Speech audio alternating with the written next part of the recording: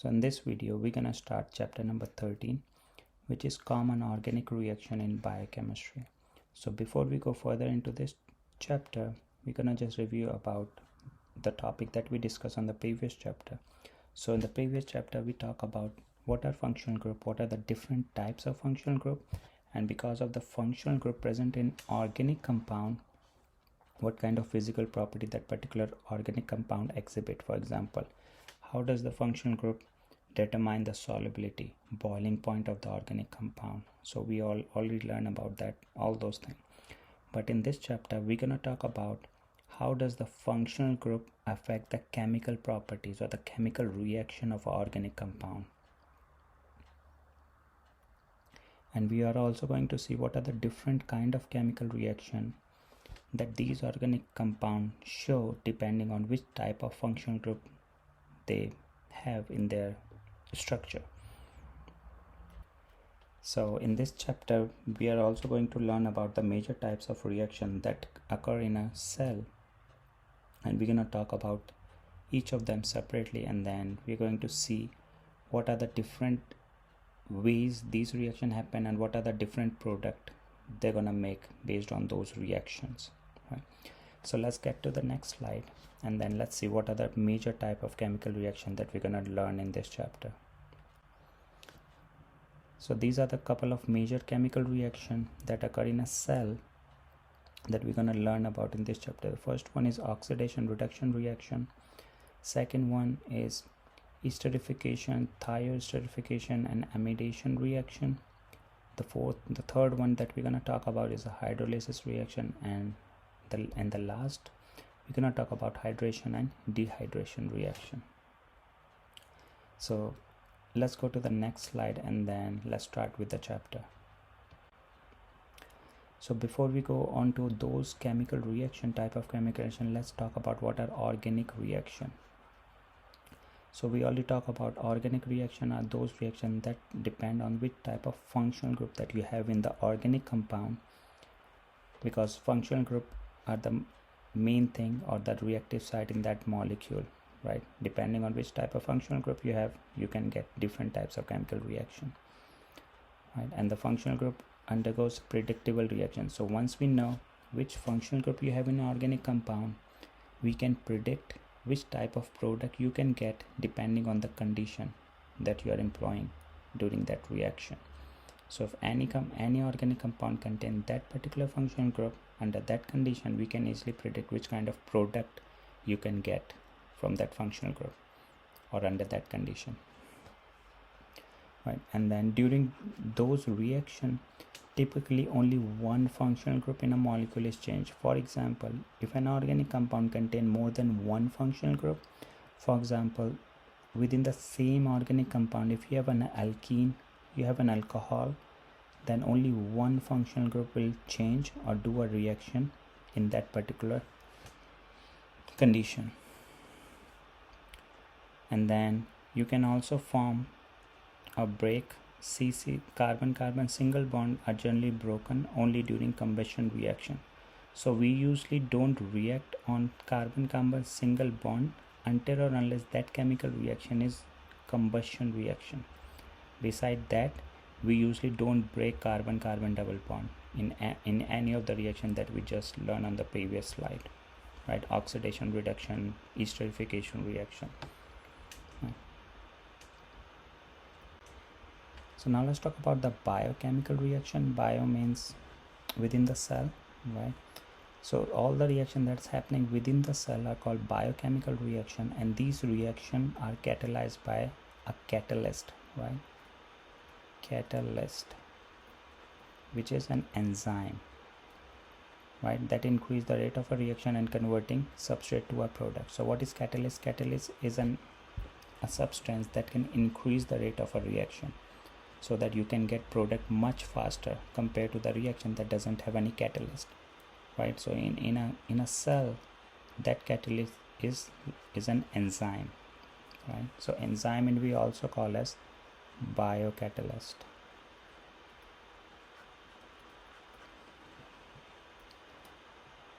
So there are other function of the enzyme Enzyme also ensure that the correct isomer of the product is being produced, because if you do the same reaction in a lab under artificial condition, the human made condition, then you might not get the same isomer that you should have. But in a cell, enzyme is so specific, then it can produce a correct isomer of the product too, right?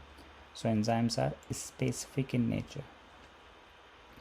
And one more thing about the enzyme or a catalyst is they usually don't get consumed during a chemical reaction. Means they just help or assist the chemical reaction to go faster, but they don't usually consume during the reaction. They don't convert into another thing. They just remain unreacted, right, or unchanged, you can say. So there are six basic chemical reaction with 6 major classes of enzymes. So we have 6 chemical reaction, basic biochemical reaction, that is catalyzed by 6 major classes of the enzyme. So we're gonna talk about these classes of reaction and enzyme on the next slide. So we have 6 different kind of biochemical reaction that can happen in a cell, and then which kind of enzyme they need to carry out those reactions. The first one is oxidation reduction reaction, and the enzyme that we need for those oxidation reduction reaction in a cell are oxidoreductase. The second one is group transfer. Whenever there is a transfer of a group during a reaction, then they have to have an enzyme called transferase. For hydrolysis reaction, where you need to break a bond with the help of a water, right, then we have to use an enzyme called hydrolase. And if you're doing, or if the cell is trying to do hydration or dehydration reaction, then lyase is an enzyme that cell need. For isomerization reaction, where you need to make an isomer of the substrate as a product, then we use isomerase enzyme. And last, the condensation reaction, where you use ATP. ATP is like a energy source. Whenever the cells need energy for a chemical reaction, they use ATP. And then the enzyme they use on those kind of reactions are ligase. So if you know the name of the enzyme, you know which kind of chemical reaction or biochemical reaction that cells or that particular enzymes are doing or performing, right? So this is very important to remember the type of reaction as well as the class of the enzyme. So let's start with our first class of biochemical reaction, or a type of biochemical reaction, which is oxidation reduction reaction. So in the previous chapter we already talked about what are oxidation reduction reaction. We know oxidation is a loss of electron. Whenever an reactant loses an electron is an oxidation. Reduction is a gain of electron, and sometimes we call those kind of reaction as a redox reaction, right? Reduction, oxidation. Then we have other definition for oxidation reduction. If you remember from the previous chapter, one is according to the electron. Then we have 2 more definition depending on the oxygen and hydrogen, whether you're losing oxygen or hydrogen. So oxidation is a loss of electron, we already talk about, or gaining of electron, or decrease in the hydrogen atom. When you lose hydrogen during a chemical reaction from a reactant, or when you gain oxygen during a reaction, then we call that reaction as oxidation. Same thing in opposite way, reduction is a gain of electron, but if you lose oxygen during a chemical reaction and if you gain hydrogen, then we call those type of reaction as a reduction reaction. So remember this concept. In oxidation you increase the number of oxygen and decrease the number of hydrogen. In reduction you decrease the number of oxygen but increase the number of hydrogen, right, in a product. So there are 3 ways you can identify whether the biochemical reactions are oxidation or a reduction. So we're gonna do some more example later on, but this is the definition that you need to remember about oxidation and reduction.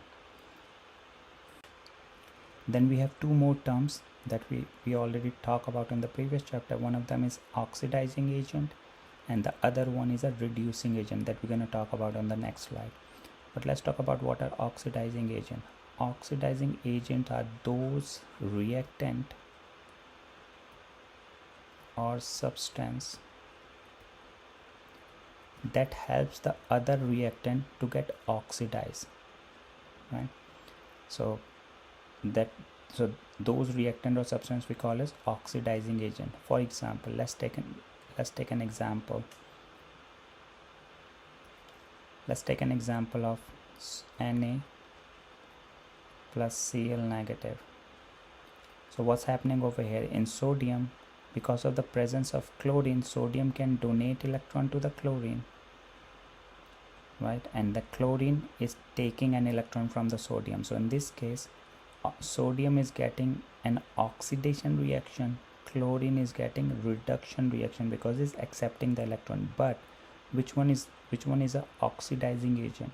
So chlorine is your oxidizing agent. Why? Because of the presence of the chlorine, sodium can oxidize, right, or can do oxidation reaction, right?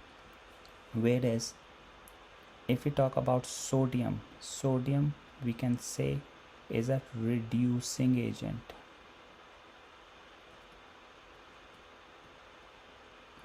Why? Because of the sodium, chlorine is getting reduction reaction, right? So sodium is helping chlorine to do a reduction reaction, so it's a reducing agent.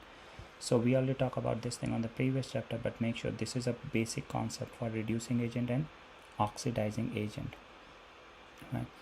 But in a cell, if we talk about in a cell, especially in liver cell, one of the agent that we normally use, we're going to talk about later on about this, NAD plus and NADH. So NAD plus is an oxidizing agent, and that means it helps the other reactant to get oxidized and itself get reduced to it NADH by addition of hydrogen, right? So let's take an example that is given for ethanol. So ethanol is converting into ethanol with the help of an oxidizing agent. So whenever you have an O with a bracket, that means this is an oxidizing agent that's helping the reactant to get oxidized. If you see this product, this is an oxidized product,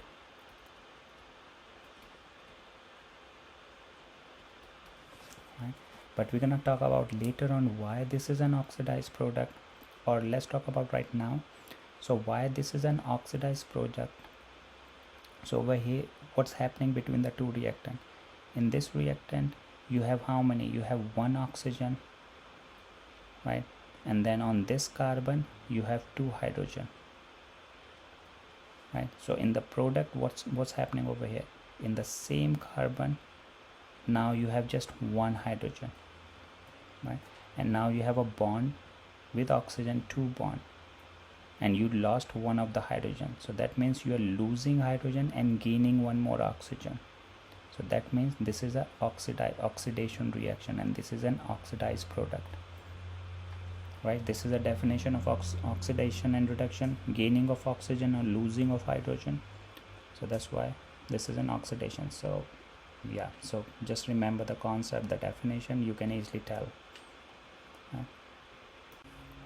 If we talk about the reducing agent, we already talked about the reducing agent on the previous slide, right? Those agent or those reactant that helps the other reactant to get reduced, that we call as a reducing agent. For example, over here, let's say this reactant, you have propanone, this is a ketone, right? And then this H represent a reducing agent because you are adding hydrogen, right? And then if you remember, addition of hydrogen is a reduction reaction. So this hydrogen is helping this reactant to get reduced into this. And let's say why this is a reduced product. If you see over here on this carbon, you have carbon double bond or just one oxygen. But after the reaction, what's happening? Now this carbon has only single bond, and then you have two more hydrogen attached. in this entire reactant. So this is the addition of hydrogen.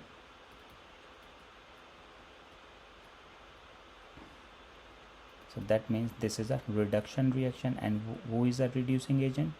The one who is providing a hydrogen to get added on this reactant. And in a cell, this NADH is a reducing agent. If you can see, this is an extra hydrogen that NAD has. After donating this hydrogen to the reactant, it converted into a NAD plus. So this is a oxidized form.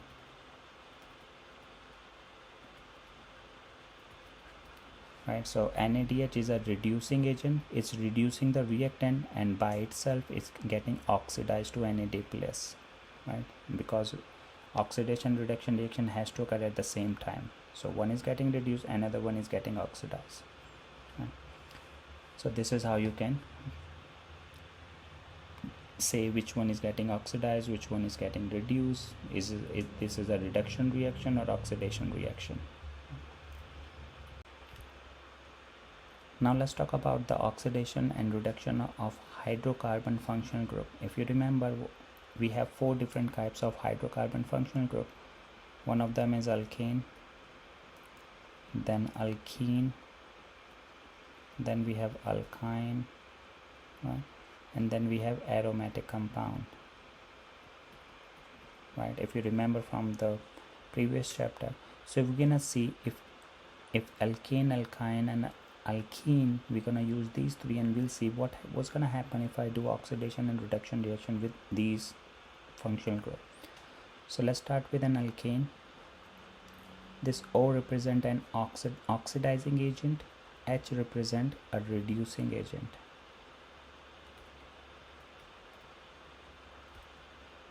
O is your oxidizing agent. And you already know what is reducing agent. That's helping the reactant to get reduced. Oxidizing agent are those substances that helping the reactant to get oxidized. So let's see. If we start with an alkane, if I go down, that means we have an oxidizing agent. So what's going to happen? What's the definition of oxidation? Either remove hydrogen or add oxygen. So what's happening in this product? From alkane, you are making alkene. So what's happening? 2 of the hydrogen is getting removed from an alkane, right? So that means this is an oxidation reaction. So whenever you do an oxidation for alkane and convert into alkene, is an oxidation reaction by removing of 2 hydrogen. If we do one more oxidation reaction on this alkene, then 2 more hydrogen is going to remove to get a triple bond. If you see, now you have 2 hydrogen left. You started with 6, then you got 4, then you got 2, right? So this is oxidation. But if we go in reverse, if we had an alkyne, and if I do a reduction means addition of hydrogen or removal of oxygen. So if I add 2 hydrogen, you're gonna get alkene, you get 2 more hydrogen. And if I do one more reduction on alkene, you're gonna get alkane, you're gonna add 2 more hydrogen, addition of hydrogen, right? So these 2 pathway goes side by side. If you have an oxidizing agent, alkane goes to alkene, alkyne, and alkyne goes to alkene in a reduction reaction if you provide a reducing agent. Now let's talk about one of the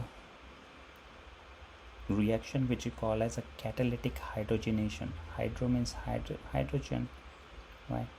So catalytic hydrogenation reaction occur when an alkene react with hydrogen, because this is a hydrogenation reaction. You are reacting hydrogen with an alkene in the presence of a metal catalyst. It can be palladium, platinum, nickel, to form an alkane. So what's happening over here? You're converting alkene to an alkane, means a double bond converting into a single bond, right, in the presence of a metal catalyst. So make sure whenever you're doing catalytic hydrogenation, you have to show some kind of catalyst, right, or else the reaction won't go. So let's say this is an alkene with a carbon-carbon double bond, and then you have a hydrogen. Then what's going to happen? Hydrogen is H, So one of the hydrogen will go to one of the carbon across the double bond, second hydrogen will go to the second carbon across the double bond, and then you will remove one of the bond because carbon already got 4, right? So you are making an alkane, right? So if you have an alkene, if I say do a catalytic hydrogenation reaction, you know which kind of product you're gonna get, right? You have to convert every double bond into a single bond. So let's take a couple of examples of catalytic hydrogenation reaction on the next slide. So predict the structure of the product form in the following reaction. So let's say this is the reactant, this is an alkene. The time I see double bond and the time I see a hydrogen in the presence of a platinum, right, one of the metal catalyst. So what's gonna happen? So in this right now it says just H, that means the concentration of hydrogen. So it can be, you have hydrogen present in a reaction mixture. So one of the hydrogen, even though it just says 1, so remember this is a concentration. So one of the hydrogen will go across this carbon-carbon double bond, another hydrogen will go on this carbon, and then this double bond is going to get removed, and then you will get a single bond only. So one of the hydrogen, second hydrogen, then you're gonna get an alkane. And what's the name of the starting reactant? 1, 2, 3, 4, 5, 6. This is hexene, and you are converting into hexane, alkene to alkane, right? Let's try to do some other example. You have these long chains fatty acid, right? So don't worry about whether you know this is a fatty acid or not, but what you need to look for, you have 2 functional group over here. What's the functional group? This is carboxylic acid. And what's this functional group? Alkene. So you have 2 alkene, and the reaction, the condition is saying you have a hydrogen in the presence of a platinum metal catalyst. We know that this hydrogen is not going to react with an carboxylic acid, is going to attack the alkene part. This is a catalytic hydrogenation reaction. And then what's going to happen? One of the hydrogen will go over here, another hydrogen will go, you will remove the double bond. Same thing, one of the hydrogen will go over here, another hydrogen will go over here, you remove the double bond, and you'll see there is no double bond in here, right? So so you're converting alkene to alkane again, right? And we normally call this as a unsaturated fatty acid. Means unsaturation, you have double bond, and this is saturated fatty acid. This is all single bond, right? And what are fatty acid? Long chain carbon of carboxylic acid, right? But the main focus should be on the converting alkene to alkane through a catalytic hydrogenation reaction. Now let's talk about the oxidation reduction reaction, but with a different functional group. This time we're not talking about the hydrocarbon functional group. We're going to talk about the oxidation reduction reaction on alcohol, which is an OH. Aldehyde, if you remember, we just did on the previous chapter, C double bond OH. Ketone, R, C double bond R. And carboxylic acid is R, C double bond O, OH. This is your carboxylic acid group. So make sure before you go on these organic reaction, make sure you remember the functional group, the structure, and which kind of atom you have in there, right? So let's talk about the oxidation reduction reaction for each of the functional groups separately. So let's talk about the alcohol first. If you can see, this is an alcohol, right? So if we oxidize a primary alcohol, if you remember, this is a primary alcohol because the OH attached with the carbon that is connected to just one more carbon, primary. So whenever you oxidize a primary alcohol, you're gonna get an aldehyde. And why this is an oxidation reaction? Because this carbon, now you have less number of hydrogen, so you remove hydrogen in there. If you do one more oxidation, then you're gonna convert into a carboxylic acid, And why this is oxidation? Because you are adding one more oxygen, right, somewhere in here. So you have to remember this thing: primary alcohol, when you oxidize, converting into an aldehyde, and when you oxidize one more time, convert into a carboxylic acid as an ending product. But if you do a reverse, if you reduce a final product of the oxidized reaction, which is a carboxylic acid, right, when you provide a hydrogen, then you're gonna get an aldehyde. Now you have one less oxygen, you're removing the oxygen, and when you do one more reduction reaction, then aldehyde goes back to a primary alcohol, right? So you have to remember this thing, right? Aldehyde, alcohol, primary alcohol to aldehyde, aldehyde to carboxylic acid. Then if you reduce, carboxylic acid goes to aldehyde and aldehyde goes to primary alcohol. Let's talk about the secondary alcohol now. So this OH now connected to a carbon that is connected to two other carbon. When you oxidize a secondary alcohol, you get a ketone. If you see, now you don't have any hydrogen, you're removing the hydrogen from this carbon. So you're gonna make a ketone, RC double bond OI. And when you oxidize a ketone, there won't be any reaction. So you have to remember this thing. Ketone cannot do a oxidation reaction. Then if we go back from ketone, if I reduce, so ketone form a secondary alcohol always. So you have to remember. Then we have the third, tertiary alcohol. So whenever you do a tertiary alcohol oxidation, there won't be any reaction. So tertiary alcohol cannot oxidize, right?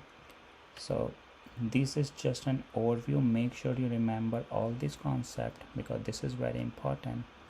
Because if I give you some reaction, if you know this is a secondary alcohol, primary alcohol or tertiary alcohol, you can predict which kind of product you can get if you do oxidation or reduction, right? We'll do some reaction on the next slide, but this is an important power page that you need to remember. So let's do a couple of the problems based on the previous concept that we just did. Predict the structure of the product form in the following reaction, and if no reaction occur, indicate why. So let's see, you have an hydrogen, that means this is a reduction reaction, right? So that means we are adding hydrogen to the reactant, right? Addition of hydrogen. So if this is a reduction reaction, the time I see this, which kind of functional group is this one? This is R carbon chain, and what's this? C double bond O. So we know this is a ketone, and if I reduce a ketone, what you're gonna get? A secondary alcohol. So you're gonna put one hydrogen over here, one hydrogen over here, and remove the double bond. So this is what you're gonna get, right? Addition of hydrogen, and this is a secondary alcohol as a product. Let's do the second one.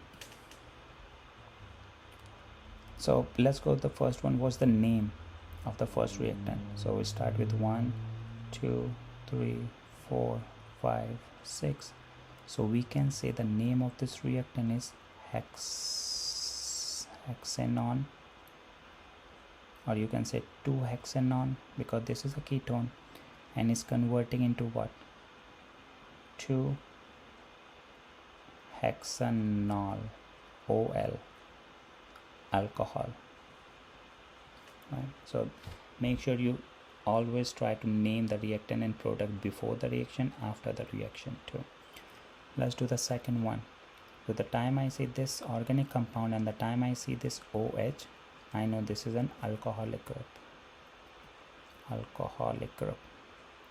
And then which kind of alcohol is this one? Primary, secondary or tertiary? Primary alcohol.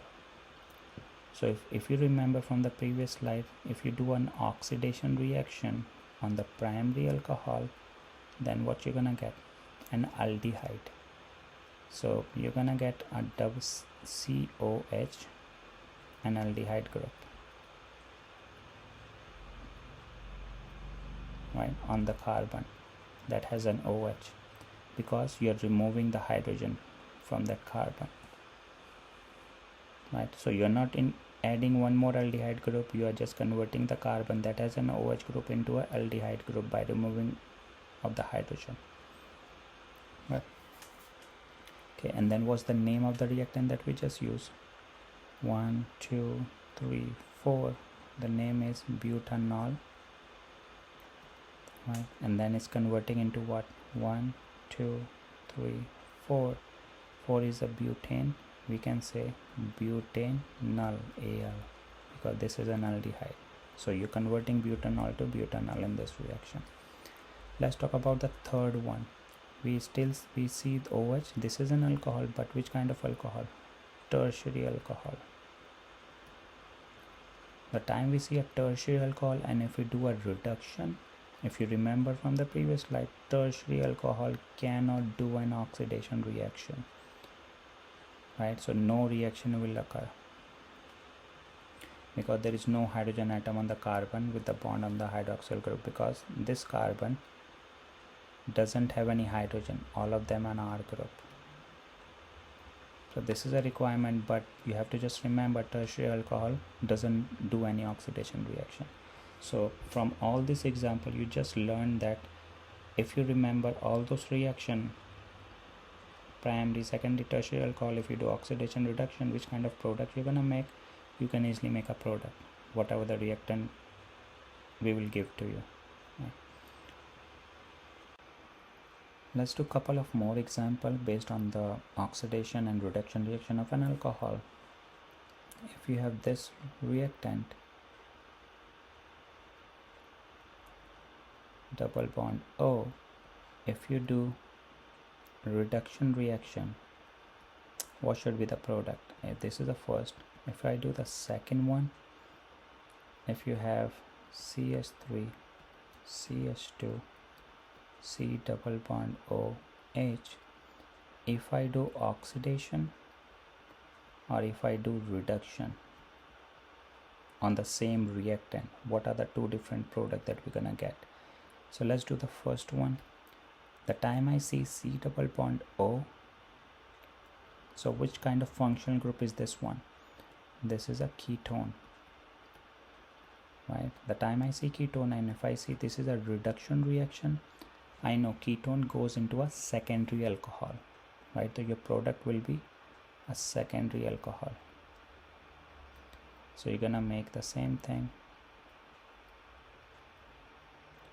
but put one hydrogen on the top and put one hydrogen on this carbon and remove the double bond. So you will get OH, and you usually don't show a hydrogen over here. So this is your product. What's the name of this product? Cyclohexanol, right? And what's the name of the reactant? Cyclohexanone, because this is a ketone, right? And after reduction you're converting into an alcohol. Let's do the second one. This is an aldehyde, and how would I know this is an aldehyde? This is a aldehyde group that we have over here, right? So we have to see, if I do oxidation or reduction of this aldehyde group, what are the product we are gonna get for each of them. Let's do the oxidation first. So if we are doing oxidation, means we have to add an oxygen in here or remove the hydrogen. So you're gonna get a product CH3, CH2, then this carbon. So if I do oxidation for aldehyde, is converting to a carboxylic acid. And what is carboxylic acid? C double bond O, we already got, but put an oxygen between C and H, and this is your carboxylic acid. Let's do the second one. If I do a reduction, then aldehyde convert into a primary alcohol, if you remember. So how you gonna make a primary alcohol? CH3, CH2, put one hydrogen on the top, put one hydrogen on this carbon and remove the double bond. That's it. So you will get COH, then H and H, right? So this is your primary alcohol. Then what should be the name of the reactant in this case? name is propanol. You convert into a propanoic acid, and then you convert it after reduction propanol OL, right? So this is how you can name the product too. So make sure you practice all this kind of structure. What are the product that you're gonna get after reduction for primary, secondary, or tertiary alcohol, and try to make some product, right, through a textbook. Use a textbook to do some problems. So now let's talk about one of the topic or one of the substance called coenzymes that's normally used in a biochemical reaction, right, in a cell, in oxidation reduction reaction. So if we talk about any reaction or any oxidation reduction reaction, if we do in the lab, we use hydrogen gas in the form of reducing agent like catalytic reduction, or bleach as an oxidizing agent, right? Something like this. But if the reaction is going on within the cell, this oxidation reduction reaction, then we need to have some reducing and oxidizing agent. And who does this function? So this function is normally done by a special group of compound called coenzymes. So coenzymes are the main substance that normally act as an oxidizing and reducing agent in a biochemical oxidation reduction reaction within the cell. So and how you normally get a coenzyme?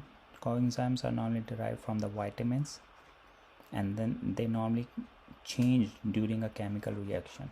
So this is not an enzyme, so it's gonna change. Like a reactant goes to a product, it's also going to change in structure wise, right? And then what's the purpose of coenzyme? So coenzymes are normally required by some enzyme to perform their action. For example, if the coenzymes are not present, even the enzymes are present, that reaction cannot be done with the enzyme, because enzyme need coenzyme to perform that reaction, right? And we already know enzymes are not changed during a chemical reaction, but they just need a coenzyme as a helper so that they can perform the reaction, right? So now we're gonna talk about the coenzyme a little bit, and then going to learn about how does the coenzyme act as an oxidizing agent or a reducing agent. So if we talk about oxidation reduction occurring in a cell in a biochemical pathway, then what's the name of the enzyme that normally does this kind of reaction? The name is oxidoreductase. If you remember from the first couple of the slide of this chapter, we talk about the 6 different class of chemical reaction and then different types of enzyme that helps in those reaction. So oxidoreductase is a class of enzyme that helps to catalyze the oxidation reduction reaction in a cell, right? And then we have a coenzyme that this oxidoreductase enzyme uses. And what's the function of coenzyme? How does this help the enzyme? By shuttle the electron between substrate in a biological cell. Means, if you remember, oxidation is loss of electron, reduction is gain of electron. So how does the electron is moving from the reactant to a product? This is moving with the help of coenzyme. Coenzyme is going to take an electron and transfer it to the product, right? So it's like a middle guy, right, that's taking an electron and moving it across, and this helps, and this makes the central part of the cellular respiration. So coenzymes are very important for our cell in oxidation reduction reaction. So now let's talk about what are the different coenzymes that the cells uses in oxidation reduction reaction. So now let's talk about one of the coenzyme that we're going to learn about in this chapter is NAD plus and NADH, right? Both of them are same coenzyme, but the difference is one of them is in oxidized form, another one is in reduced form. So if it has reduced form, it has hydrogen and electrons. Oxidized form means it doesn't have any hydrogen doesn't have any electron. That's why it's oxidized form. And this is the structure and the reaction going on. If this NAD plus get reduced by getting an hydrogen and electron from one of the substrate, it reduced to NADH.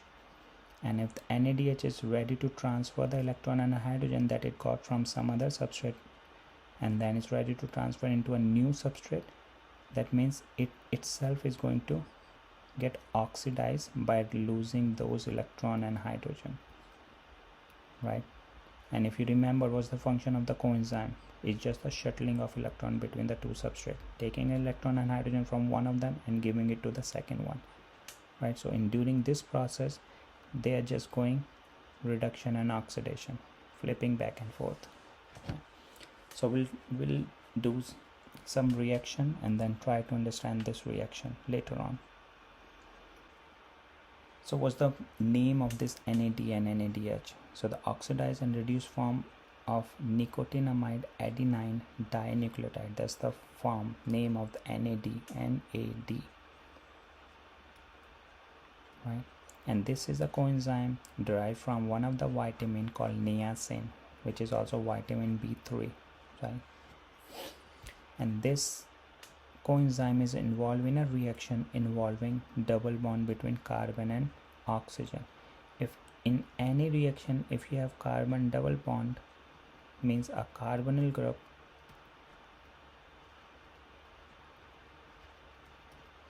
if you use this coenzyme NAD plus / NADH, you're gonna reduce and oxidize this carbonyl group, right? We're gonna talk about this reaction in the next slide. So let's go to the next slide and try to understand the mechanism of this coenzyme. How does this oxidize or reduce the substrate? So let's take an example, oxidation of ethanol and to acetic acid. Acetic acid is ethanoic acid.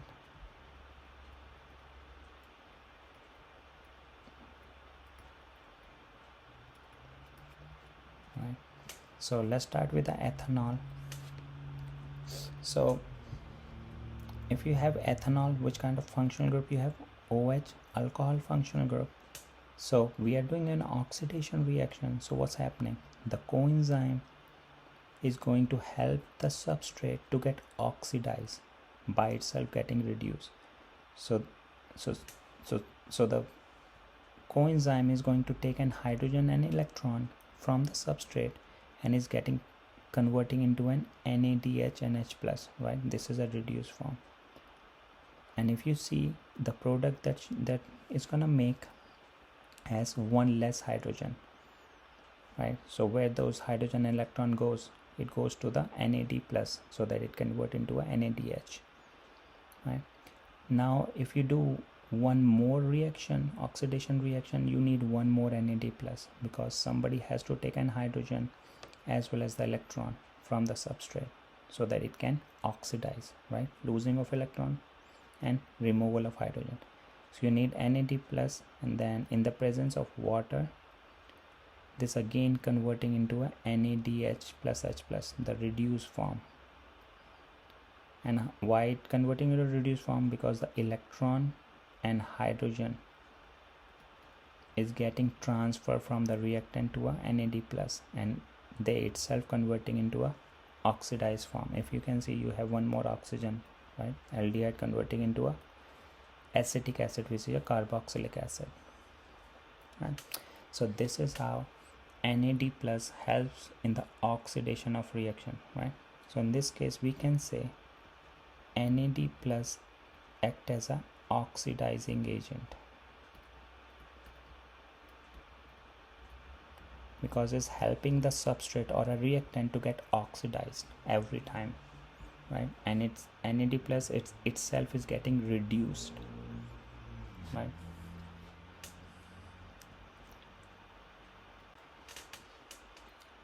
The second type of coenzyme that we're going to talk about in this chapter is FAD and FADH2. The same thing like we had for NAD plus and NADH.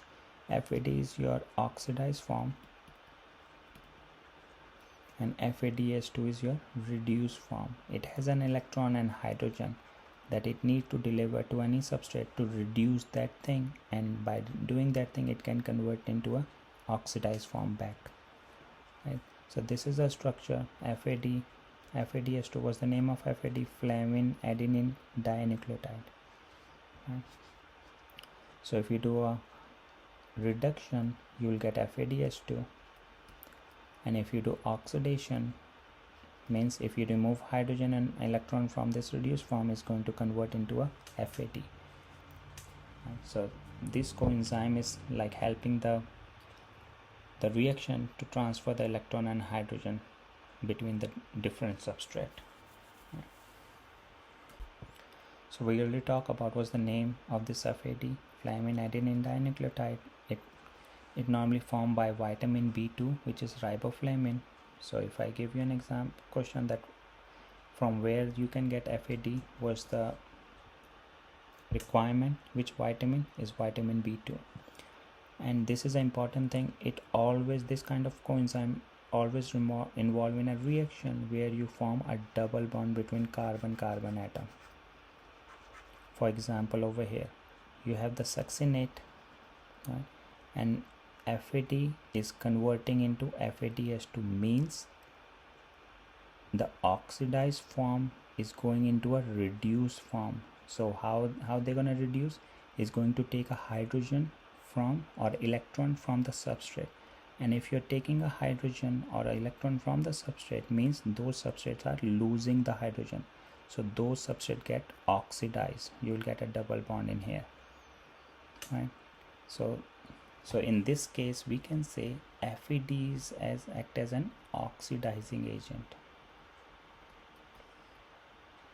by helping the reactant to get oxidized, to get a double bond between carbon-carbon, right? So this is the way you normally see the function of these coenzymes. Let's take a couple of examples based on the concept that we just learned about the coenzyme, right? So you have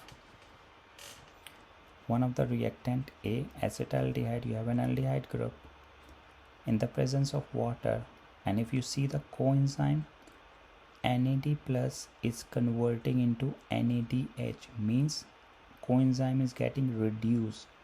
And how is it going to get reduced? By oxidizing the substrate. That means this is an oxidation reaction, right? So the acetaldehyde is converting into an acetic acid, the carboxylic acid, right? So acetaldehyde has been oxidized, NAD plus has been reduced, that we learned from this reaction. Let's do the second one. If you have this reactant and product, and if you're going from FAD to FADH2, what's happening? FAD is taking two hydrogen and electron and converting into FADH2, which is a reduced form. So if it's getting reduced, that means it's helping the other substance to get oxidized. What is oxidized? You have a if you remember, FAD, when FAD work, you always form a carbon-carbon double bond. So what's happening over here? It was not there before. You make a carbon-carbon double bond, and from here you get a two hydrogen, so that the FAD get reduced to FADH2. So this is an oxidation reaction where FAD get reduced. So this is how, by looking where the coenzyme is going from oxidized to reduced form or reduced to oxidized form, you can easily tell whether the reaction is an oxidation or reduction reaction.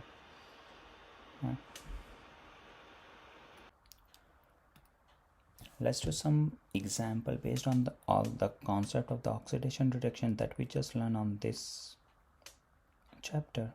So if I give you this reactant OH, if I do an oxidation reaction, what's the product that you're gonna get? Then we're gonna talk about the second. If we have CH, H, H, and then C double bond OH. If I do an reduction on this, then what's the product? And then the third reaction that we're gonna talk about is if we have this reactant that we are going to make over here, C double bond O, then you have C double bond O, OH, and we have a reaction that's going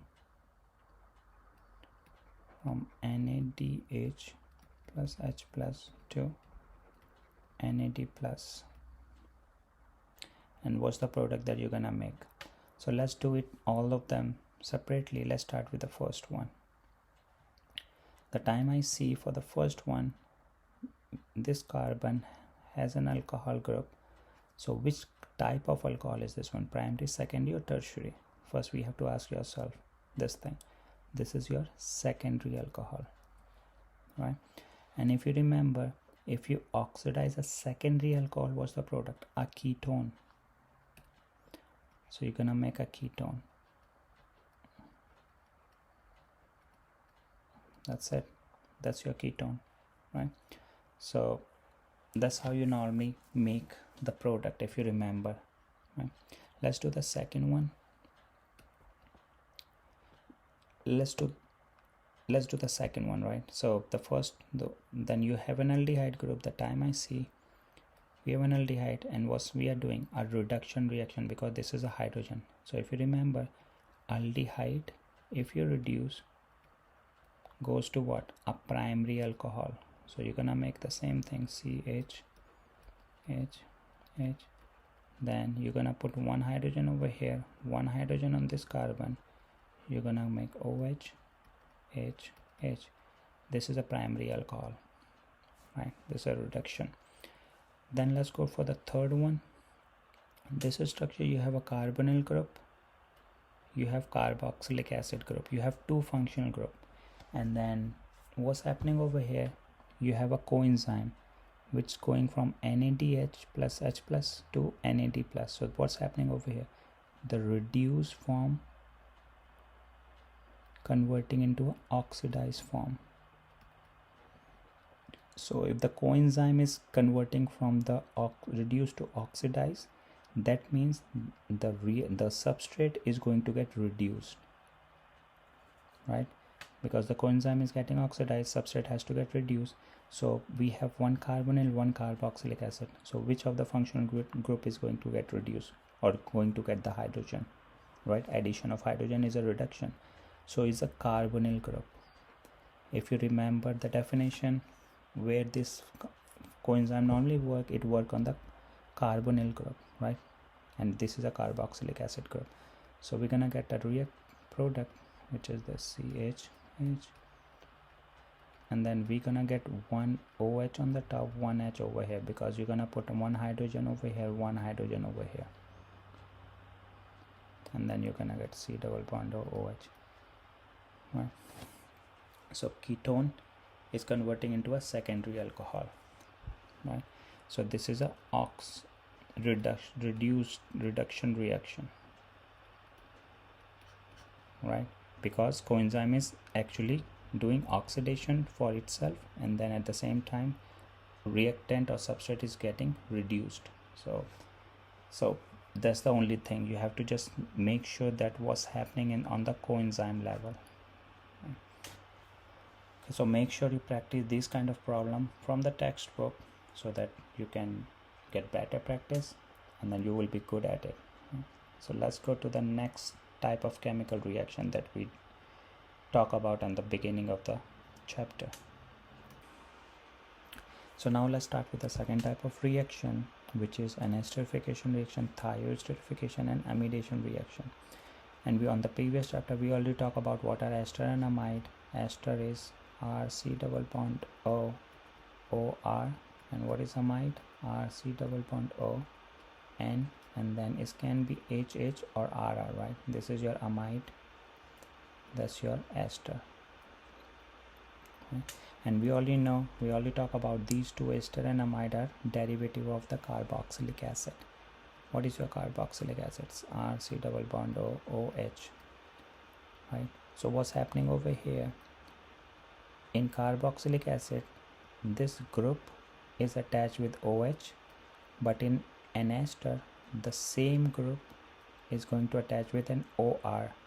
In amide, RC double bond O is going to attach with the nitrogen. So that means there is a movement or a transfer of this group in this reaction whenever we make an esterification or thioesterification reaction. And then we have a special name for this RC double bond O, we call as acyl group. So in biochemistry reaction, whenever you say an acyl group transfer reaction, we are actually transferring this acyl group, RCO group, in that reaction. So let's go to another slide and try to learn about how does this acyl group transfer reaction work. So let's do the three reaction. One of them is in esterification reaction, second one is thioesterification, the third one is amidation. Let's see how does it work. So everything, esterification, thioesterification, amidation reaction involves the carboxylic acid, right? That's why we normally call as they are derivative of carboxylic acid. But the only difference between the three reactions are the second reactant. In esterification, you react carboxylic acid with any alcohol. In thioesterification reaction, you work with a thiol, which is SH.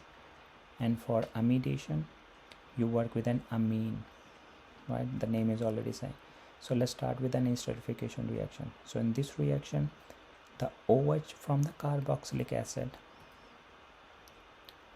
react with the hydrogen from an alcohol, and they removed as a water, H2O, and whatever left behind, they just stuck together. So RCO, which is left after removing of OH, and OR, which is left after removing of hydrogen, they're gonna stuck together and form a new bond, like, so that they can interact with each other.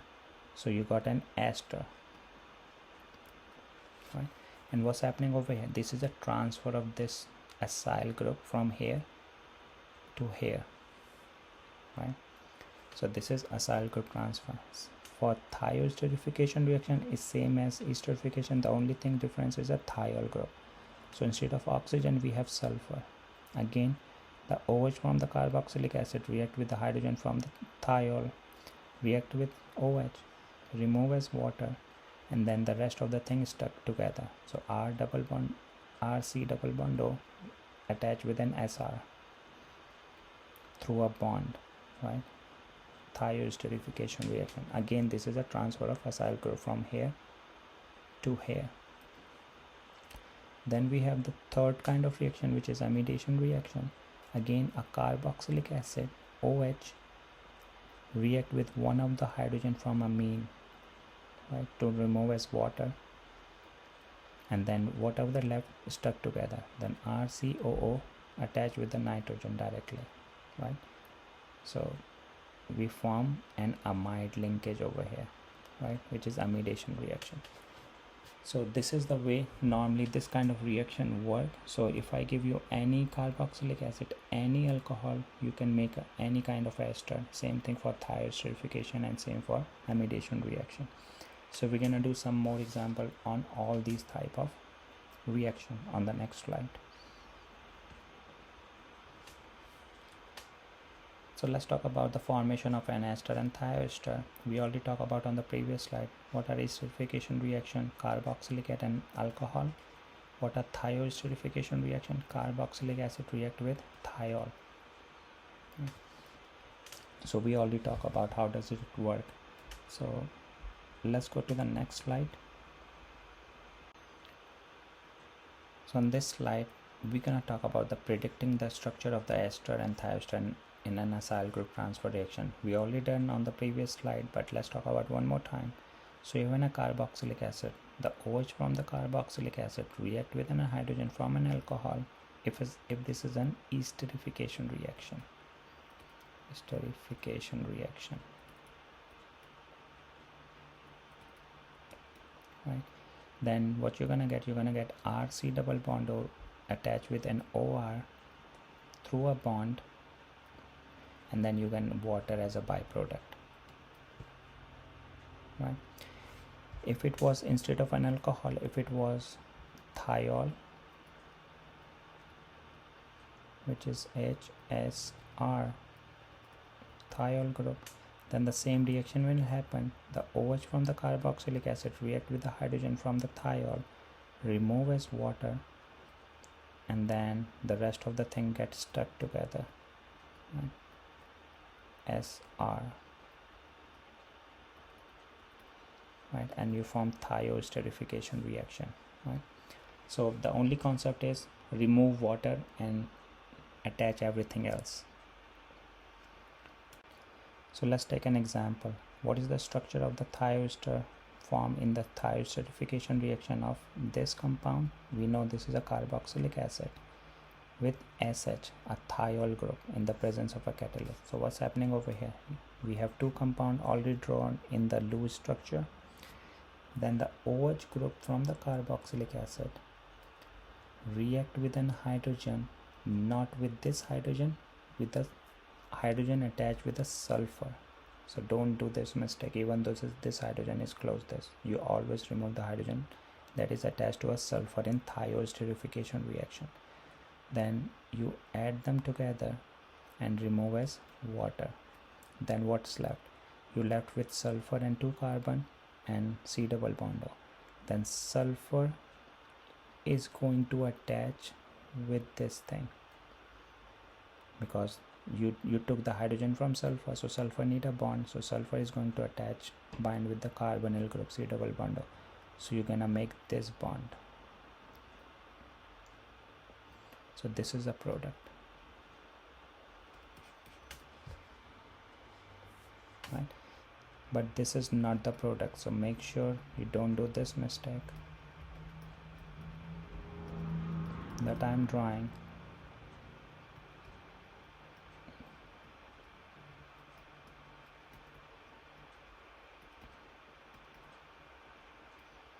This is not a product, right? In this case I use this one to make this, but this is not the right way, right? I already told you what's the right way. You have to take this hydrogen that is attached to the sulfur. In case of alcohol, then the hydrogen attached with an oxygen, right? Simple. And we already talked about ester are the compound that normally gives a pleasant smell, or they normally use in a perfume. We normally form by esterification reaction, right? We know. So depending on which kind of carboxylic acid and alcohol react together to form an ester, they gives a different kind of fragrance, like orange, banana, apple, depending on the organic compound, right? How many carbon you have in carboxylic acid, or which kind of ester you're gonna make, how many carbon you have it. So you're gonna get a different kind of smell. So this is one of the chemical nature of these esterification reaction. If we talk about the esterification reaction in a cell, in a biological cell, then the best example is a fat. Fats are triester of glycerol, known as triacylglycerol, and we know fat are the main source of energy, as if we have to store the energy, right? We store in the form of a fat in our body. So what are fat? Fat are triacylglycerol, and then in fat we have an ester bond. That means fats are ester in nature. So how you gonna make it? Fats are normally formed from fatty acid and glycerol. This is the structure of glycerol. Glycerol has 3 OH group, right? And then what are fatty acid? Fatty acid are long carbon chain containing compound that has carboxylic acid at the end. So you have 3 OH in glycerol, and each fatty acid has 1 carboxylic acid, so you need 3 fatty acid to react with glycerol. Why? Because every molecule of fatty acid react with one of the molecule of the alcohol from the glycerol to remove as a water, right? So the second molecule again is going to react with a hydrogen to remove as water. This is also. Then what you're gonna get? You're gonna get 3 molecules of fatty acid attached with the 3 carbon of the glycerol through an ester bond. and you're gonna remove 3 molecules of water, right? So this is a fat, triacylglycerol. And then which kind of enzyme normally work in this kind of reaction in a human cell or in any kind of biological cell? Transferase enzyme, right? We already know there is a transfer of an acyl group, so that's why the enzyme that we're gonna work is transferase. So esterification reaction also occurs between cholesterol and a fatty acid, and then cholesterol is transported in the form of a cholesterol ester in a body, right? So if you see the cholesterol, you have an OH group, which is alcoholic group. Fatty acid is a long chain carbon with a carboxylic acid at the end. So what's going to happen, the OH from the carboxylic acid react with the hydrogen from the alcohol, remove as water, which is this as a byproduct, and then everything else is gonna attach together. So you left with C double bond O and then O. So this is a bond, which is an ester. So it's cholesterol ester, and this is the main form of transport of cholesterol in a body. And the enzyme that we're gonna use, our body uses, is transferase enzyme. So now let's do one problem that says, if this is an ester that is given, and how would I know which of the two reactant that reacted together to form this product, this N ester? So how would you go backward, right? So right now we have an ester, we need to know the two reactant that reacted to give this ester. So you always have to look, whenever you make an esterification, you make this bond as a new bond, right? What's this? This is an acyl group,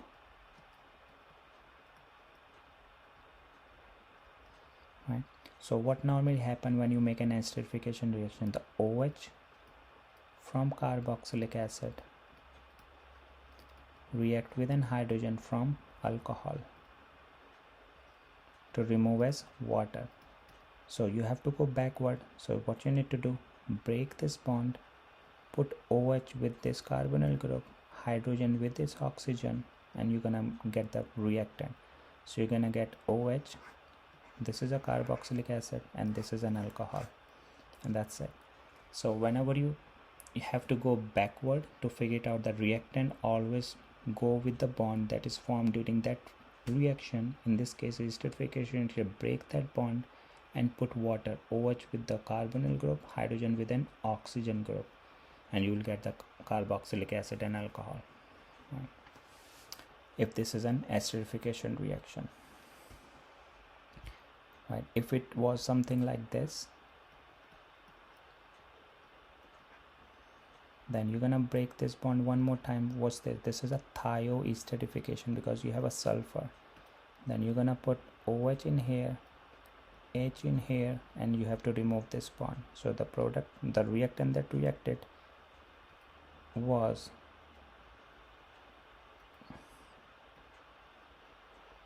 this double bond O, OH, and S, H. These are the reactant that reacted to form this thioesterification reaction.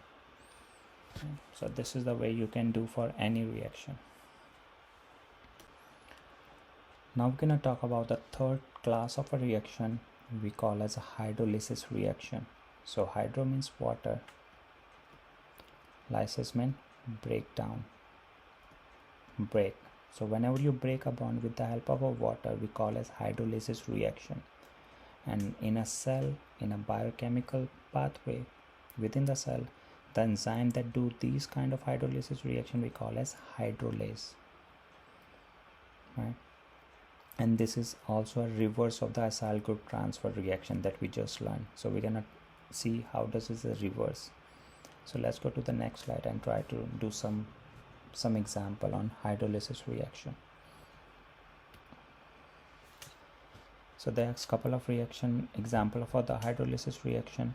So this is an ester, and if you put water, that means you're doing hydrolysis reaction. In the presence of water, in the presence of a catalyst. If it's occurring within the cell, then it's gonna be a hydrolase, right? An enzyme. So what's actually happening? Water is what? H and OH, and then to make this bond, what we did, we have to go backward.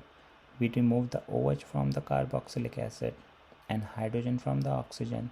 So during hydrolysis we have to go backward, provide the same thing to different carbon and oxygen. So we're gonna put OH to this carbonyl group and hydrogen to this oxygen. We are going just reverse.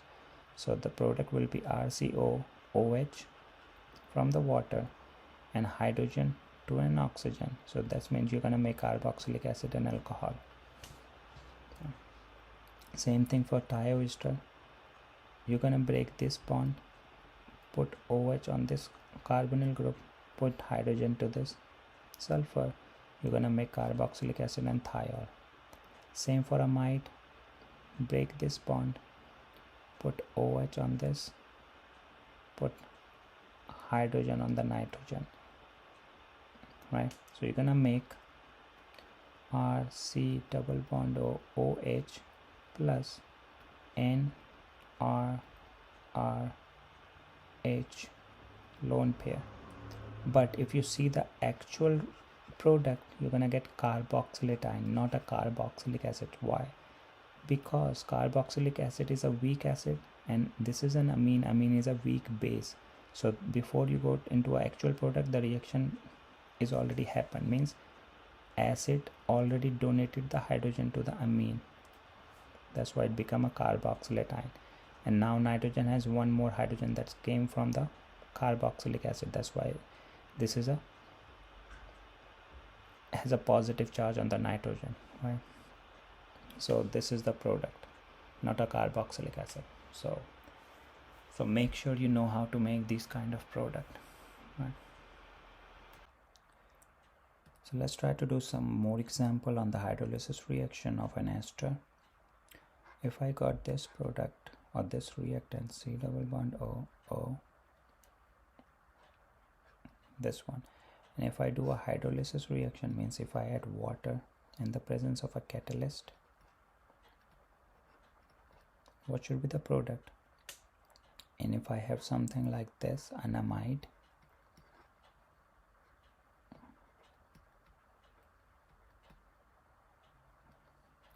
if I do a hydrolysis one more time with a catalyst, what's the product? So let's try to do this reaction. So this is a ester bond that we have. So this is the bond that normally form when we make an esterification reaction. So we have to, in hydrolysis, you have to break the same bond. And if you remember, to make this bond, we normally get OH from the carboxylic acid and then H from the alcohol. So again, when you do a hydrolysis, you have H and OH. OH will go to a carbonyl and H will go with this oxygen, and you're gonna make a compound.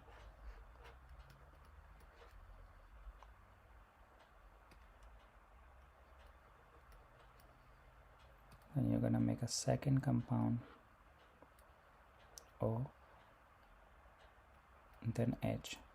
So you're gonna make one carboxylic acid, which is 1, 2, 3, 4 butanoic acid,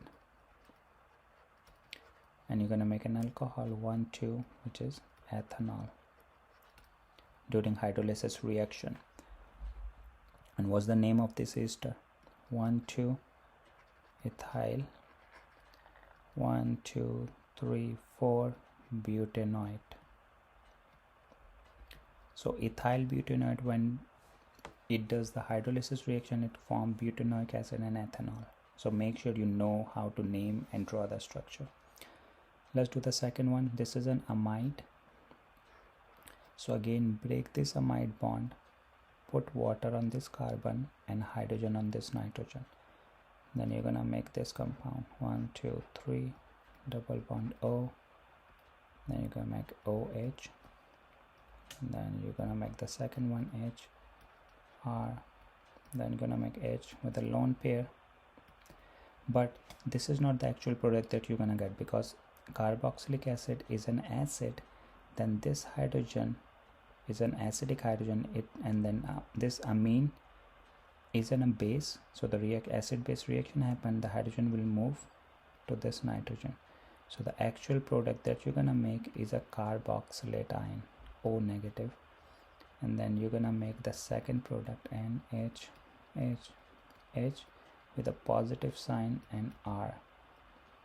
Right. So you're gonna get a carboxylate ion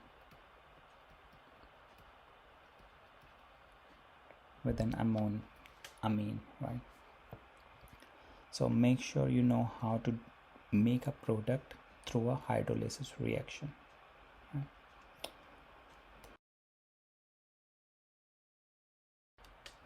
Let's do two more example on the hydrolysis reaction. So this is a reactant for the first one, this is a reactant of the second one, and we're gonna do the product when this reactant goes a hydrolysis reaction. So we have water we can as H and OH. This is water, and then this is an ester, and this is an ester bond, so we have to break this bond, and then the OH will go with the carbonyl group, hydrogen will go with an oxygen, right? And you're gonna make benzene C double bond OH, a carboxylic acid, benzoic acid, plus methanol, because hydrogen goes to an oxygen. So these are the product that you're gonna get, right? Let's do the second one. First figure it out where you have an ester bond. So this is your ester bond, C double bond O. So you have to break this bond, and again H and OH will go with the carbonyl group to make a carboxylic acid, hydrogen will go with an oxygen. So you're gonna get a phenol, benzene plus alcohol, phenol, and then you're gonna make an acetic acid, which is also called as ethanoic acid, right? The IOPIC name. So yeah, so this is how you normally make a product using a hydrolysis reaction. So now let's talk about the application of a hydrolysis reaction. Hydrolysis reaction occur in the cell as well as in the industrial processes. The first one is acid catalyzed hydrolysis of protein with hydrolysis enzyme such as pepsin. So pepsin is an enzyme that hydrolyzes the protein, then in the presence of an acid. Then we have a base catalyzed hydrolysis, whenever the hydrolysis occur in the presence of a base like fat in a small intestine, right? And whenever you do a same base catalyzed hydrolysis of a fat, we call this kind of reaction is a saponification reaction, because we're gonna make a soap during this reaction. So if we talk about saponification reaction, you should know that this is a base catalyzed hydrolysis of a fat. Whenever you hydrolyze a fat in the presence of a base, we call those reaction as a saponification. Let's take an example on the next slide. So this is a fat, right, triacylglycerol, and then we form this bond, right? This is an ester bond, so we have to break this bond in the presence of a base, sodium hydroxide, right, and hydrolysis. So what's happening over here, then in the presence of water you have H and OH is gonna go with this carbonyl carbon, and hydrogen will go with oxygen. So you're gonna get OH, and OH, right? All the three bonds is gonna break, and then you will get OH, and then after that you're gonna get 3 carboxylic acid, something like this, CS214, CS3, then you're gonna get, right, so you're gonna get 3 different fatty acid, right, with a carboxylic acid. So I'm gonna show you one, right, and then we can do the same thing for the other 2. So this is an acid, but this reaction occurring in the presence of a base. If you have NaOH side by side, when you make a fatty acid, which is a carboxylic acid, what's gonna happen? This hydrogen is a weak acid hydrogen, right, is an acidic hydrogen, So this hydrogen is gonna go with this oxygen to make water, and Na plus is going to go with this oxygen, right? Because after removing the hydrogen, this became a carboxylate ion negative, and sodium has a positive charge, so they interact with each other and they make a soap or a salt, right? So that's why the name is saponification reaction.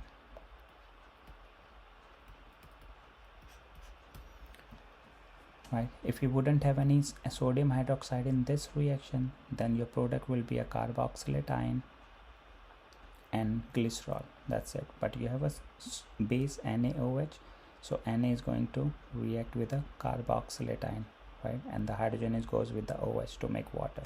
That's the only difference that we have. Let's do one problem on saponification reaction. You have this an ester, so this is an ester. You have to break this bond, and you have H and OH, right? So OH will go with this carbonyl group, H will go with this. So actually you're gonna make something like this structure, OH plus alcohol, but because of the presence of NaOH and this hydrogen in the carboxylic acid is acidic, this hydrogen go with this OH to make water, and then the Na plus will go to a carboxylate ion with an oxygen, right, to make this, and then the ethanol is a product, right? And this is a salt, right? So you always form a salt in saponification reaction, right? Not a carboxylic acid.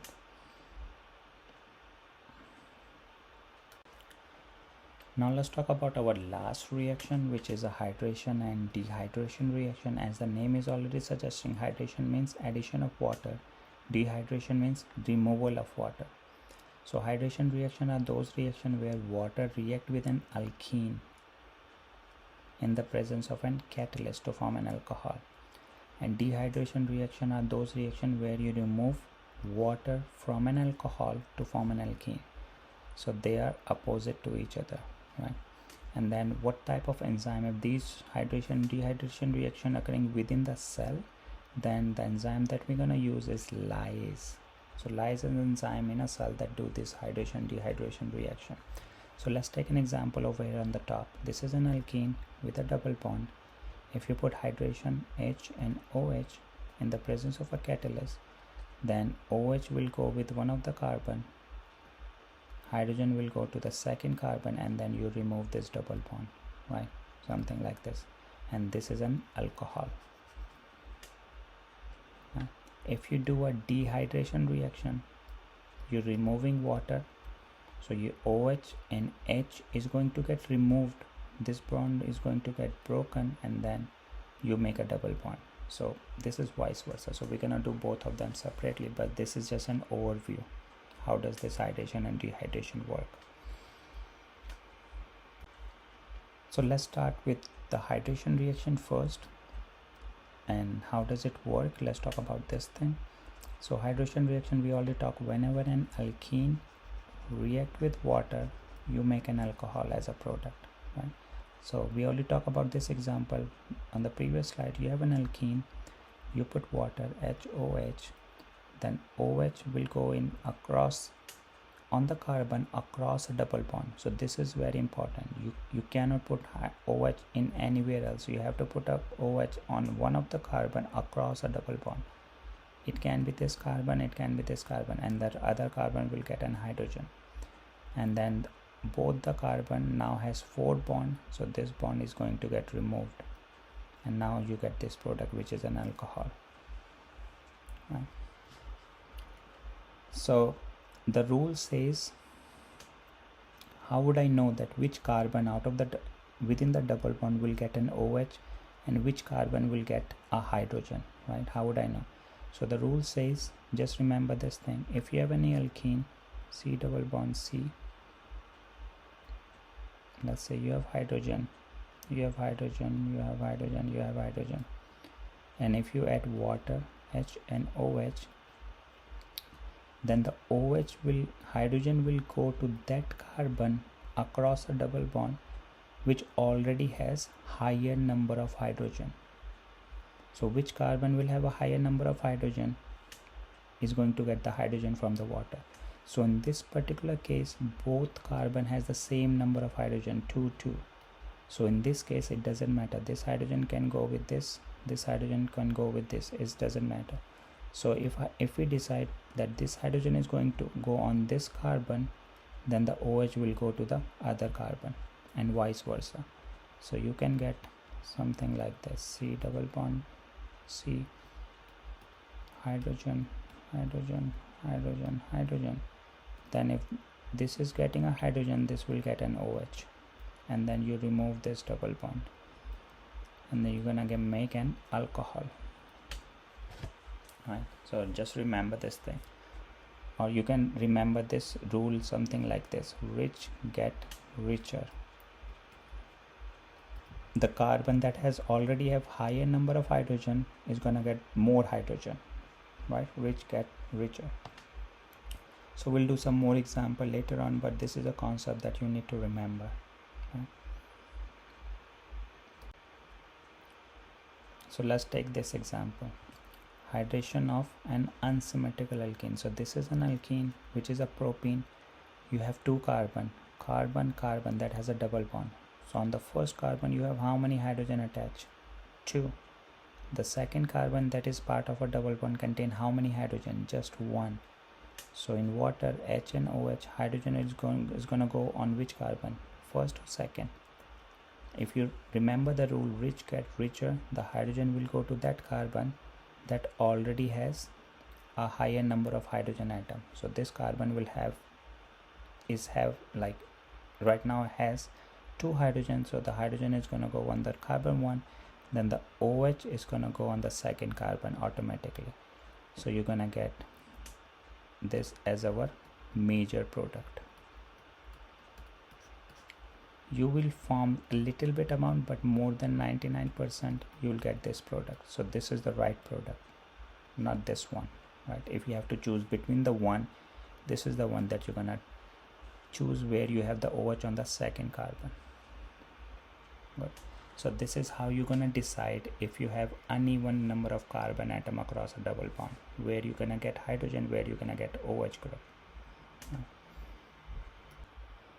So if we are doing or the hydration reaction is occurring within the cell in a biochemical pathway, then if you have any carbonyl group, so this is very important, if you have any carbonyl group adjacent to a carbon that has a double bond, then the water, hydrogen and OH from the water, the hydrogen is going to go on that carbon that is closer to the carbonyl group, and the OH will go to the carbon that is further from the carbonyl group, or you can say the second carbon from the carbonyl group. This is the first, this is the second from the carbonyl. So you'll get this product. So make sure you remember this rule. Let me tell you one more time. If you have a carbonyl group attached to a carbon that has a double bond, then the carbon that is attached to a carbonyl group is going to get the hydrogen in a biochemical pathway. Then the OH is going to go on the second carbon, or the further away from the carbonyl group that has a carbon-carbon double bond, right? So, and you're going to make an alcohol. Let's take one more example of hydration reaction, where you have this reaction normally goes in a beta oxidation of fatty acid, where you break down the oxidize the fatty acid.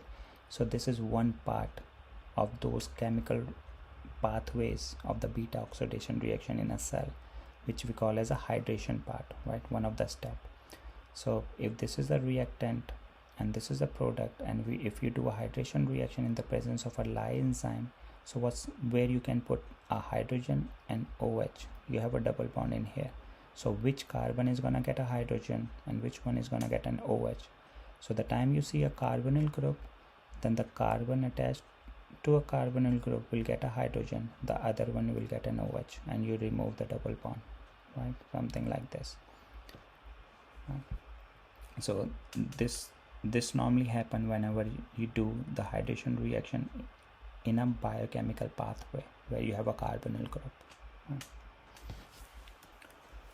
So now we're going to talk about the second type of reaction, which is a dehydration reaction. Dehydration means loss of water whenever you work on alcohol to convert alcohol into an alkene. So let's take an example. So the second carbon in this alcohol 2-propanol has an OH. Then you have to remove water, right? You have to do loss of water. How you're going to remove the water? You already have an OH, you need one more hydrogen. So you can take a hydrogen from the next carbon that is attached to the carbon that has a OH group. So this carbon has an OH group, then you can take an hydrogen from this carbon or this carbon. If you're going to take a hydrogen from here, then the double bond is going to come between the first two carbon, right, like this, and you remove water. But if you're going to take out this hydrogen, then you're going to make a compound again, which can be something like this.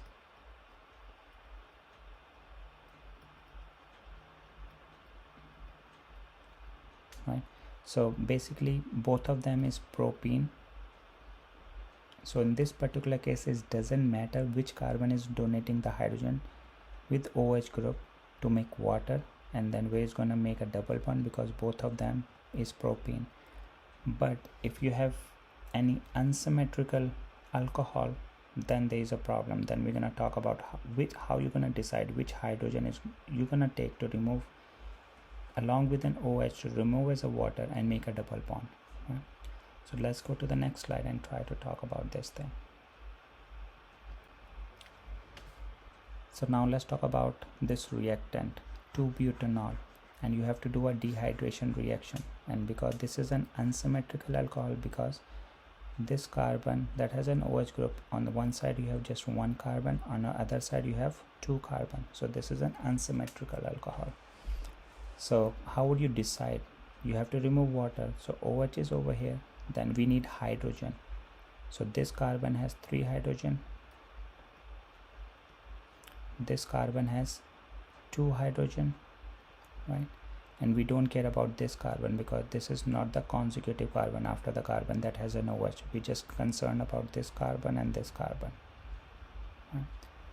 So there are two possibilities. One, if you remove this one of the hydrogen from this carbon, then what you're gonna make? You're gonna make this kind of product, right? Which is this. If you remove the second way, if you remove one of the hydrogen from the other carbon on the right hand side, then you're gonna make this as a product. So now how would I decide which carbon is going to donate the hydrogen to remove as water along with the OH? Now the rule says the major product is an alkene with a fewer hydrogen atom on the double bond. So the carbon that has a double bond should have a least amount of hydrogen on there. So let's talk about on this side. This carbon has how many hydrogen? One bond is over there, 2, 3. You have one hydrogen on this. You have one hydrogen on this. But if you have to make the second product of a major one, how many hydrogen you have in there? You have 2. 1, 2, 1. So in this case, one of the carbon has 2 hydrogen compared to the one that both the carbon has 1, 1. So this one is our major product, right? Because according to the rule, the carbon should have the fewer hydrogen atom across a double bond. So this is not the right structure, right? So if you see over, you have just 2 hydrogen across a double bond. You have 3 hydrogen, 2 from here, 1 from here. So 3 hydrogen across a double bond. So we have to have the least amount. So this is a major product. So this is how you normally decide which hydrogen is you're going to take. And if you are doing the dehydration reaction in a cell in a biochemical pathway, then how you going to decide? You have this OH. How you going to decide which hydrogen is going to go? You have one hydrogen on this carbon that is attached to the carbon that has OH, and you have one more option on this carbon. You have 2 hydrogen, right? So which hydrogen out of the 2? Either this hydrogen or this hydrogen to make an alkene during a dehydration reaction. So the rule says you have to take a hydrogen from a carbon that is attached to a carbonyl group, right, with the OH group. So this is the hydrogen that is attached to the carbon that has OH. So you're gonna take this OH and this H to remove as water as a dehydration, and you're gonna make a double bond between these two carbon, right? So this is how you decide if you have a carbonyl group and you have to do a dehydration reaction.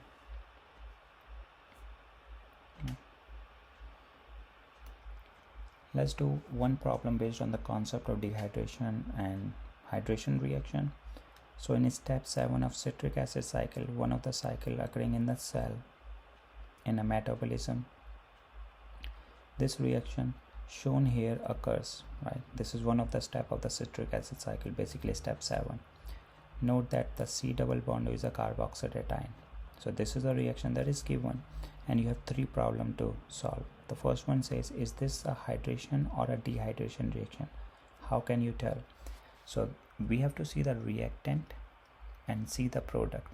So what you're seeing over here, you have a double bond, and in the product you're adding water. So this is an arrow, right? And you have an OH and H attached across a double bond. Now you don't have any double bond. That means this is a hydration reaction. And then we already talk about how I can say, because you have an OH and H, you already add across a double bond and you remove the double bond, right? Second is identify the OH group in the product structure that came from the molecule of water. What other new bond has been formed in this reaction? So if you see over here, it says you have an OH group that comes from the water to make this bond. What's the other bond formed?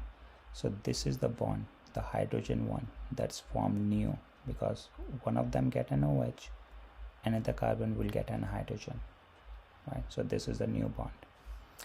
The third one, it says what functional group are unchanged in this reaction.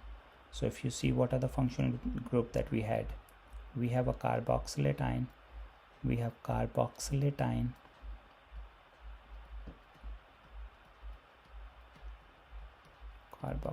and then what we had, we have an alkene. We had 3 functional group, 2 of them are same and the second one is an alkene.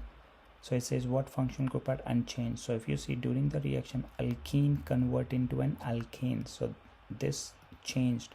But what about the carboxylatine? The carboxylatine remain unchanged, so answer is carboxylatine, right? So this is how you normally answer the problem. If you have any problem or any question giving you the reaction and ask you any kind of question, hydration, dehydration, so you have to analyze the reaction and then answer the problem. What kind of functional group you have, what happened during the reaction, something like that, right? So now at the end, so we're done with all the 4 types or all the type of chemical reaction that's performed by the functional group for this chapter. So this is just a table that's review all the kind of chemical reaction that we did. Oxidation, reduction, which kind of functional group that we used for oxidation, alkane, alkene, alcohol, what are the product they're gonna make, and what change you observe, right? So we already talk about everything. So this is just an overview for all the chapter, or overview about the chapter that we did right now, right? What are the topic, what are the concept that we learned. This everything is placed in this table, right? So we have 3 tables. One, this is the first one, this is the second one. Again, we have different type of reaction, what are the product, what changes used. And then we have the third one, again we have the same table, different type of reaction, hydrolysis, right? What kind of functional group that we have, what change we observe. So make sure you see these 3 table one more time, and if you understand everything that we have in this table, if you know the concept, that means you understood this chapter, right? This is just a gist of all the thing that we just learned in this chapter, right? So I think that should be it for this chapter, but make sure you practice a lot, because these are the chemical reaction or organic reaction that you need to understand, and you have to do multiple times before you get expert on it. So use your textbook, read it, practice couple of problem, practice the problem that we did on the PowerPoint as well as on the video right now, and I think that will be enough for this chapter. So yeah, so I'll see you on the next video then. Bye.